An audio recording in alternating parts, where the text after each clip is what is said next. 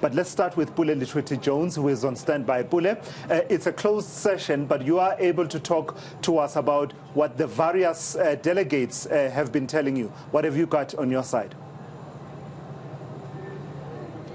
Yeah, definitely. In fact, earlier on we got confirmation that registration was complete. You'd remember just yesterday it was quite chaotic outside the Omonde registration center, where even in the evening there was a picket from some of those coming from the Eastern Cape who were expressing their frustrations with how the registration process was being managed and having to be challenged by external factors, including load shedding, amongst others. But fast forward to today, we're now speaking to the ANC Youth League NYTT official as well. And if you listen to the President's organizational report yesterday, he touches much on the issue of education to say that just about 580,000 to 770,000 students were funded this year in the higher education sector as well, which says it speaks to a lot of progress in terms of the expansion of access to higher education. However, the dropouts remain unacceptably high. But let's just get feedback from the Youth League as well. We're going to speak to Hassan Fasiha. Thank you very much for joining us. I remember in 2015 you were one of those who were actually the activists behind the large and popular fees must fall. Now the President touching on the issue of education, but there's still challenges within the higher education training, particularly with schemes such as NSFAS and others as well, where students still believe they don't have the adequate funding to continue with the education. No, thanks for having us. Quite right. I think there's some major challenges in higher education, but there's also been quite a lot of progress that's been done, and that predates Fees Must Fall, but of course also happened after. And one of the biggest things that came out of the movement, that not just myself, many other people and young people led, was around turning NSFAS into a grant. If you recall, and I think our audience at home will recall, NSFAS was a loan. And so what we used to have were young people who had black tax, who had all of these demands on them and had to pay back student loans. So that was the one big victory. But I think what's very important here is that we can have 500,000, we can have 700,000 young people who have been assisted, but that's a drop in the ocean given what's happening to young people in this country. And there's a lot more that we need to do. We said it in 2015, we'll say it now, higher education is chronically underfunded. We need a lot more money in the system, and it's not just money for tuition, and I think you mentioned it. The dropout rates, I think we termed it student success. What does it take for a young person to be successful in the higher education system? And it's not just paying tuition. It's around access to food. Students are extremely food insecure, and not many people know that. It's around access to textbooks, but also additional support.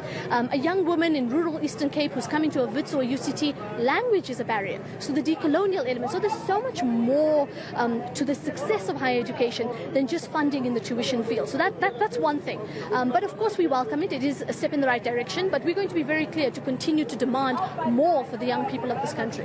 When you speak about the development of the economy and surviving the industrial sector as well, would you say this is something that should be spoken to about the critical skills? I mean, it's one thing to have a lot of students funded, but it's another as well to see that we don't have the skills within important and crucial sectors such as energy, for example, which is something we're going through, which is quite critical as well, and others, engineering, mining, and all these important sectors that will speak to the revolving of the economy as well. Yeah, major skills mismatch, we know that.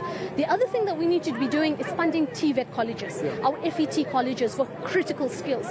So often, and it's a South African societal thing, we all want to be doctors, lawyers, engineers. I fell victim to the same thing. But we're not looking at developing our electrical skills, our plumbing skills, our other types of technicians. And by the way, those are where the jobs are, and that's also where we need to be investing and putting a lot more energy into those critical skills development. But that being said, even if we get those skills development, we have to develop the economy at the same rate at which we're developing young people, because otherwise what's going to happen is we'll have highly skilled people with nowhere to be absorbed into it, and that's another crisis we have to address. When you speak about youth unemployment as well, this is something which remains a barrier for many as well. 100%.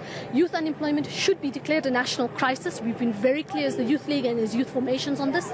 Out of 10 young people, 6 or 7 of those people are not employed, are not in education or training. This is a national crisis. Just before you go, and what has been the latest in terms of your journey to the conference as well? I know this has been met by stumbling blocks as well, and of course, to be quite honestly, divisions within the ANC Youth League, NYTT as well. It looks as though you're being challenged. Are you hopeful that it will be revived? We are long overdue for a conference. There's nobody who can say that we are not.